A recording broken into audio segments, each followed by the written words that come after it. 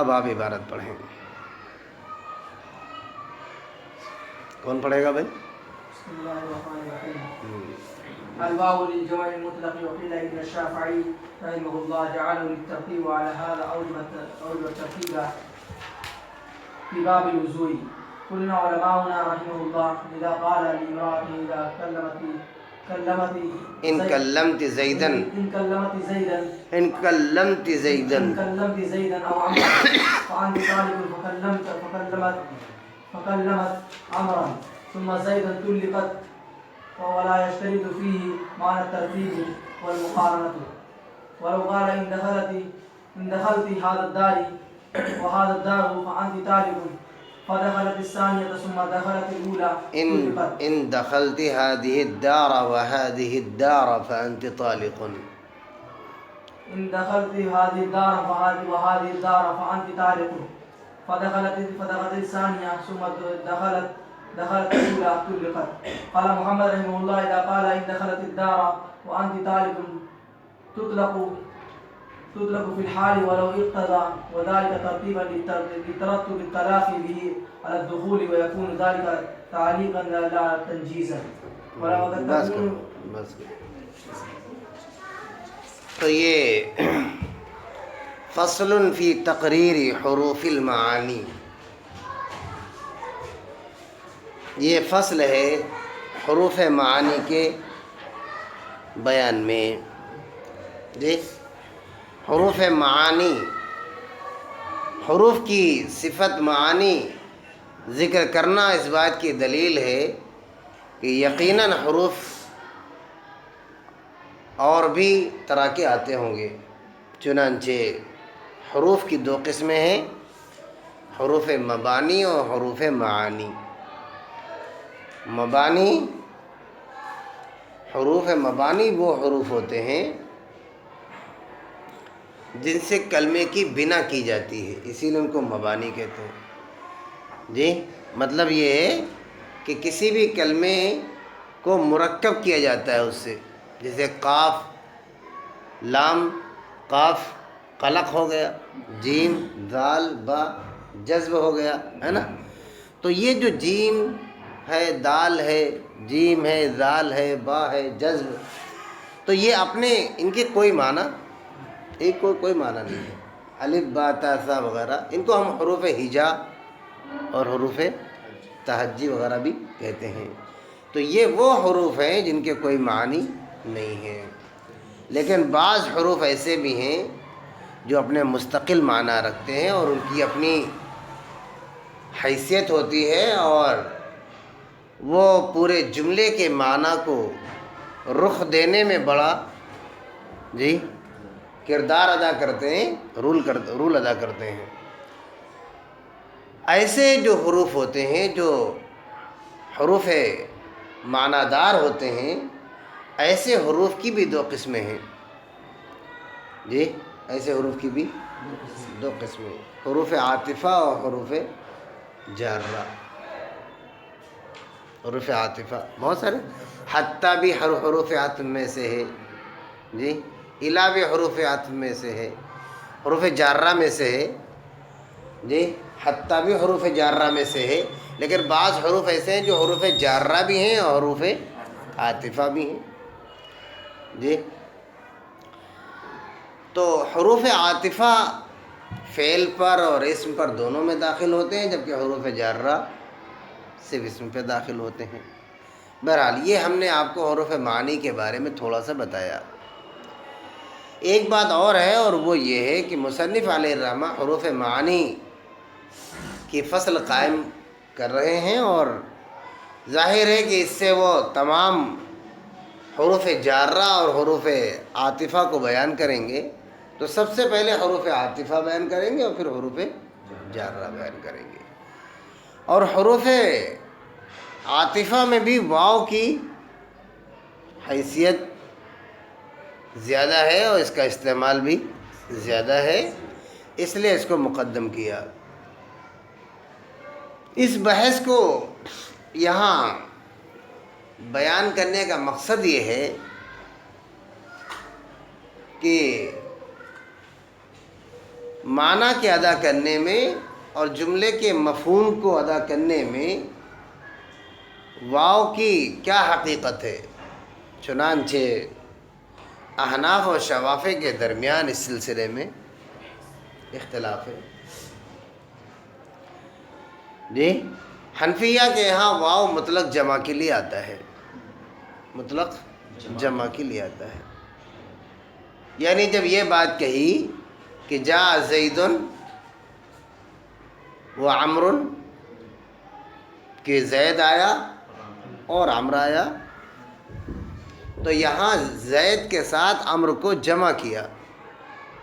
جی اس میں اس بات کا لحاظ نہیں ہے کہ زید پہلے آیا کہ عمر پہلے آیا، کتنی دیر پہلے آیا، یا زید کتنی دیر پہلے آیا اور عمر کتنی دیر کے بعد آیا. ان باتوں کا لحاظ نہیں، بس اتنا بتانا مقصد ہے.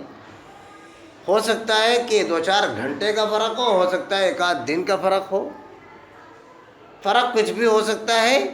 واو مطلق جمع کے لیے ہے کہ زید بھی آیا اور عمر بھی آیا. کب آیا، کیسے آیا، گھوڑے میں سوار ہو کے آیا، کار میں آیا، پیدل آیا، بھوک کی حالت میں آیا، ان تمام صفات سے کوئی مطلب نہیں ہے، لحاظ نہیں ہے اس کا. تو یہ مسلک احناف کا ہے کہ واو مطلق جمع کے لیے آتا ہے، جبکہ امام شافعی رحمۃ اللہ علیہ کے ہاں مسلک یہ ہے کہ واو ترتیب کے لیے آتا ہے. یعنی جب آپ نے یہ بات کہی کہ جاء زید و عمر، تو اس کا سیدھا مطلب یہ ہے کہ آپ نے پہلے زید کہا ہے پھر عمر کہا ہے. زید آیا اور عمر آیا، تو اس کا سیدھا مطلب ہے کہ پہلے زید آیا ہے پھر عمر آیا ہے. یعنی وہاں اس بات کو بطور خاص ملحوظ کیا جائے گا کہ زید پہلے آیا اور عمر بعد میں آیا. اور یہ مسئلہ ان کے نزدیک چھوٹی موٹی بات نہیں ہے، بلکہ اتنا بڑا مسئلہ ہے کہ انہوں نے اسی واو کی وجہ سے مسئلہ وضو میں جو 4 فرض ہیں وہاں پہ واو کو ترتیب کے لیے قرار دیا ہے، اور وضو میں ترتیب بین الارکان کو فرض قرار دیا ہے. فاغسلوا وجوہکم وایدیکم الی المرافق وامسحوا برؤوسکم وارجلکم الی الکعبین. تو وہاں جو ہے وایدیکم میں واو ہے، وامسحوا میں واو ہے، وارجلکم میں واو ہے. تو پہلے چہرہ دھلنا ہوگا، پھر ہاتھ دھلنا ہوگا، پھر مسح کرنا ہوگا، پھر پیر دھلنا ہوگا. اگر اس کی ترتیب الٹ دیں گے تو وضو ہمارے ہاں وضو ہو جائے گا، کیونکہ ہمارے یہاں واو مطلق جمع کے لیے آتا ہے. چنانچہ پہلے پیر دھلے، جی پھر چہرہ دھلے، پھر مسح کرے، پھر ہاتھ دھلے، جیسے دل چاہے ویسے کرے. جی ہمارا مطلق جمع کا مطلب ہوتا ہے کہ آپ کو چاروں چیزیں کرنا ہے، ادھر سے کرو یا ادھر سے کرو. امام شافعی رحمۃ اللہ علیہ کا مسئلہ یہ ہوگا کہ واو ترتیب کے لیے جیسے کہا گیا ہے ویسے ہی کرنا ہے. سمجھ میں آ گئی بات؟ جی دونوں کی کچھ نہ کچھ دلیل بھی ہوگی. چنانچہ حنفیہ کی دلیل یہ ہے کہ دیکھو بھائی واو مطلق جمع کے لیے ہے، اور اس کی مثال یہ ہے کہ قرآن یہ بات کہتا ہے کہ وَادْخُلُوا الْبَابَ سُجَّدًا وَقُولُوا حِطَّةٌ، یہ سورہ بقرہ میں ہے. وَادْخُلُوا الْبَابَ سُجَّدًا وَقُولُوا حِطَّةٌ. اور سورہ اعراف میں اس کے الٹا ہے، وَقُولُوا حِطَّةٌ وَادْخُلُوا الْبَابَ سُجَّدًا. تو اگر واو ترتیب کے لیے ہے تو ایک ہی بات جو ہے بنی اسرائیل سے اللہ تعالیٰ نے 2 مرتبہ کہی. تو ایک مرتبہ کہتے ہیں کہ حِطَّةٌ کہو اور پھر دروازے میں جھک کے داخل ہو، اور ایک مرتبہ کہہ رہے ہیں کہ دروازے میں جھک کے داخل ہو اور حِطَّةٌ کہتے رہو. تو صحیح کیا ہے اس میں پھر؟ تو قرآن کی 2 آیتوں میں بڑا تعارض واقع ہو جائے گا. اس کا یہ مطلب ہوا کہ واو جمع کے لیے ہے. ہم نے آپ کو بات بتا دی کہ جب بھی آپ داخل ہو تو آپ حِطَّةٌ کہتے ہوئے اور جھک کر کے آپ کو داخل ہونا ہے. تو یہ دلیل ہے قرآن کریم سے حنفیہ کے نزدیک. جبکہ امام شافعی رحمۃ اللہ علیہ فرماتے ہیں کہ دیکھو قرآن میں ہے یا ایھا الذین آمنوا ارکعوا واسجدوا، کہ رکوع کرو، اے ایمان والو رکوع کرو اور سجدہ کرو۔ اللہ تعالیٰ نے پہلے رکوع بیان کیا ہے اور پھر سجدے کو بیان کیا، اور حقیقت میں بھی رکوع پہلے ہے۔ کوئی پہلے سجدہ کرے بعد میں رکوع کرے تو نماز نہیں ہوگی۔ اس کا مطلب یہ ہے کہ یہاں واو جو ہے ترتیب کے لیے ہے۔ ایسے ہی قرآن کریم حدیث میں قرآن کریم کی ایک اور آیت ہے، ان الصفا والمروۃ من شعائر اللہ، کہ صفا اور مروہ اللہ کی نشانیوں میں سے ہیں۔ تو یہاں صفا اور مروہ کے درمیان واو ہے، صفا اور مروہ کے درمیان واو ہے۔ اور سعی بھی صفا سے شروع ہوتی، مروہ پہ ختم ہوتی۔ صفا کہاں سے شروع ہوتی؟ صفا سے شروع ہوتی ہے اور مروہ پہ ختم ہوتی، جو اس بات کا ثبوت ہے کہ واو ترتیب کے لیے ہے۔ اور بھی تفصیل ہے اس میں، لیکن مختصراً میں نے اتنی بات عرض کر دی۔ تو حنفیہ کی جو دلیل ہے، ایک تو وہ نقلی دلیل ہے، وقولو یعنی عصری دلیل، قرآن کریم کے ذریعے سے دلیل ہے، اور ایک دوسری دلیل ہے جو انتہائی مضبوط دلیل ہے، اور بھی دلیل ہے، اور وہ یہ ہے کہ ائمہ لغت اور ائمہ قواعد کے یہاں آپ ان کی کتابوں میں چھان لیں، نحو دیکھ لیں، صرف دیکھ لیں، لغت دیکھ لیں، ان کی عبارات کو آپ پڑھ لیں، تو آپ کے سامنے بات واضح ہو جائے گی کہ واو مطلق جمع کے لیے ہے، نہ کہ ترتیب کے لیے۔ جی چنانچہ اس کے لیے کہ ائمہ لغت کے ہاں واو مطلق جمع کے لیے استعمال ہوتا ہے، اور اہل لغت سے زیادہ واو کو کون جانے گا۔ جی چنانچہ اس بات کو سمجھانے کے لیے کہ واو مطلق جمع کے لیے ہے، انہوں نے یہاں پہ دو مثالیں عرض کی ہیں۔ تو یہ تھی بات کہ واو مطلق جمع کے لیے ہے حنفیہ کے نزدیک، اور شوافیہ کے نزدیک ترتیب کے لیے، ٹھیک ہے نا؟ اتنی بات ہی بیان کرنی تھی۔ اب آپ اس کا ترجمہ ملا لیں۔ فرماتے ہیں الواو للجمع المطلقی، کہ واو مطلق جمع کے لیے ہے۔ وقیلا کہا گیا ہے ان الشافعی رحمہ اللہ جعلہ للترتیب، کہ امام شافعی رحمۃ اللہ علیہ نے واو کو ترتیب کے لیے قرار دیا ہے۔ جی قیلا کے ذریعے سے اس بات کا ثبوت مل رہا ہے کہ یہ تمریز ہے، یعنی کسی بات کو ہلکا کر کے بیان کرنے کو قیلا کے ذریعے سے کہا جاتا ہے۔ تو قیلا کہہ کر کے ان الشافعیہ کہا ہے، تو اس کا مطلب یہ بھی نکلتا ہے کہ یہ امام شافعی رحمۃ اللہ علیہ کا قول نہیں ہے، بلکہ بعض اصحاب شوافع کا قول ہے، تبھی قیلا کہا گیا، ورنہ قال الشافعی کا لفظ آتا۔ آئی بات سمجھ میں؟ بہرحال بعض جو ہے شوافع کا قول ہو یا امام شافعی رحمۃ اللہ علیہ کا قول ہو، اتنی بات ہمیں یہاں سمجھنا ہے کہ وہ ترتیب کے لیے کہنا ہے ان کا، جو کہ جی ضابطے کے حساب سے سمجھ میں نہیں آتا۔ فرماتے ہیں وعلی ھذا، تبھی تو امام شافعی رحمۃ اللہ علیہ نے اوجب ترتیب کو واجب بتایا ہے فی باب الوضوء، مسئلہ وضو میں۔ یہ ہم نے تشریح کر دی آپ کے سامنے۔ جی قال علماؤنا، یہاں سے وہ 3 مثالیں عرض کی جائیں گی جس سے یہ ثابت ہوگا کہ واو جمع کے لیے ہے، ٹھیک ہے جی۔ فرماتے ہیں کہ قال علماؤنا، ہمارے علماء نے فرمایا ہے کہ اذا قال لامرأته، اگر کسی آدمی نے اپنی بیوی سے کہا ان کلمت زیدا وعمرا فانت طالق، کہ اگر تم نے زید سے اور عمر سے بات کی تو تجھے طلاق ہے، تو طلاق والی ہے، یعنی تجھے طلاق ہے۔ فکلمت عمرا ثم زیدا، چنانچہ اس نے پہلے عمر سے بات کی اور پھر زید سے بات کی۔ فرماتے ہیں طلقت، وہ مطلقہ ہو جائے گی، اسے طلاق ہو جائے گی۔ اگر واو ترتیب کے لیے ہوتا نا تو طلاق ہو ہی نہیں سکتی، کیونکہ یہاں ترتیب الٹ گئی ہے۔ جیسے وضو نہیں ہوتا ویسے طلاق بھی نہیں ہوگی، ہے نا بھائی؟ فرماتے ہیں ولا یشترط فیہ معنی الترتیب والمقارنۃ، طلاق ہو گئی، اور دیکھو آپ اس میں ترتیب اور مقارنت کے مفہوم کو بحیث شرط نہیں لیا گیا۔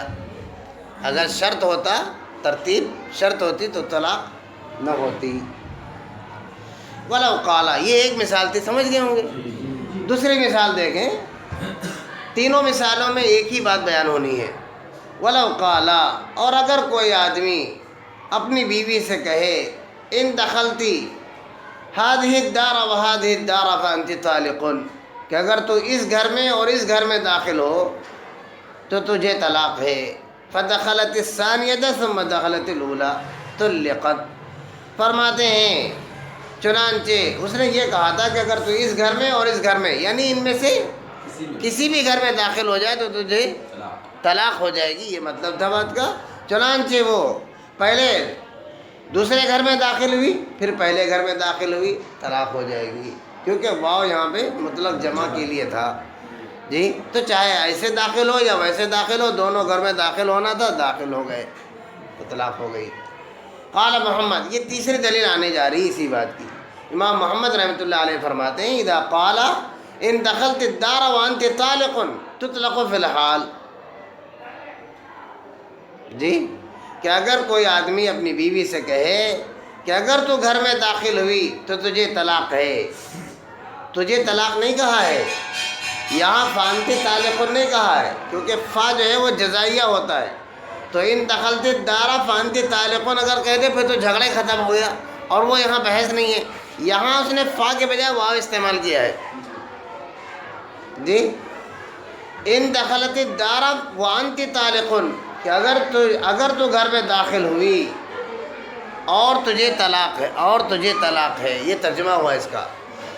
فرماتے ہیں تطلق فی الحال، تتکال طلاق واقع ہو جائے گی، اسی وقت طلاق ہو جائے گی، گھر میں داخل ہو یا داخل نہ ہو، گھر میں داخل ہو یا داخل نہ ہو، طلاق فوراً پڑ جائے گی. جی طلاق فوراً پڑ جائے گی. کیوں؟ اس لیے کہ واو مطلب جمع کے لیے ہے، لہذا یہ اس کے لیے شرط تو بن نہیں سکتا، کیونکہ وانت طالقن جو ہے اس کے لیے جزا نہیں ہے بلکہ مستقل کلمہ ہے. تو گویا وہ یہ کہہ رہا وانت طالقن، تجھے طلاق ہے، اگر گھر میں داخل ہو تو نہ داخل ہو اس سے فرق نہیں پڑتا، وہ الگ جملہ ہی الگ جملہ، دونوں جملے میں جمع. جیسے کہا تھا جا زید و عمر، زید آیا اور عمر آیا، تو اس میں آگے یا پیچھے سے کوئی مطلب نہیں ہے. جی ایسے ہی اس میں آگے اور پیچھے کا کوئی مطلب نہیں. تم نے اپنی بیوی سے کہا طلاق، تجھے طلاق، تو طلاق والی ہے، بل لہٰذا اس کو طلاق فوراً پڑ جائے گی. اور یہ شرط نہ بنے گا، شرط تب بنتا ہے جب اس پہ فا ہوتا. فرماتے ہیں دیکھیے بات سمجھیے، فرماتے ہیں وَلَوْ اقْتَضَى ذَلِكَ تَرْتِيبًا لِتَرَتُّبِ الطَّلَاقِ بِهِ عَلَى الدُّخُولِ، کہ اگر یہ عبارت تقاضا کرتی ترتیب کی. جی وَلَوْ اقْتَضَى ذَلِكَ، اس سے اگر تقاضا ہوتا ترتیب کا، یعنی یہ واو تقاضا کرتا ترتیب کا، یہ مطلب ہے وَلَوْ اقْتَضَى ذَلِكَ، اگر یہ واو ترتیب کے لیے ہوتا، تاکہ لِتَرَتَّبَ الطَّلَاقُ بِهِ، تاکہ طلاق واقع ہو دخول پر. جی وَيَكُونُ ذَلِكَ تَعْلِيقًا، اور یہ کلام یعنی یہ جملہ تعلیق ہوتا نہ کہ تنجیز ہوتا. جی وَيَكُونُ ذَلِكَ، جی نہیں فرماتے، ترجمہ پھر سے دیکھو وَلَوْ اقْتَضَى ذَلِكَ تَرْتِيبًا، اگر یہ واو ترتیب کا ہوتا، جی لَتَرَتَّبَ الطَّلَاقُ، تو یقیناً طلاق واقع ہوتی دخول پر، لیکن بغیر دخول کے یوں ہی جی فوری طلاق اس پہ واقع ہو رہی ہے. جی وَيَكُونُ ذَلِكَ تَعْلِيقًا، اور اس وقت جو ہے اگر یہ ترتیب کے لیے ہوتا نا، اگر ترتیب کے لیے ہوتا تو وَيَكُونُ ذَلِكَ، اور یہ جملہ اس وقت تعلیق ہوتا. تعلیق مطلب معلق ہوتا، معلق ہوتا.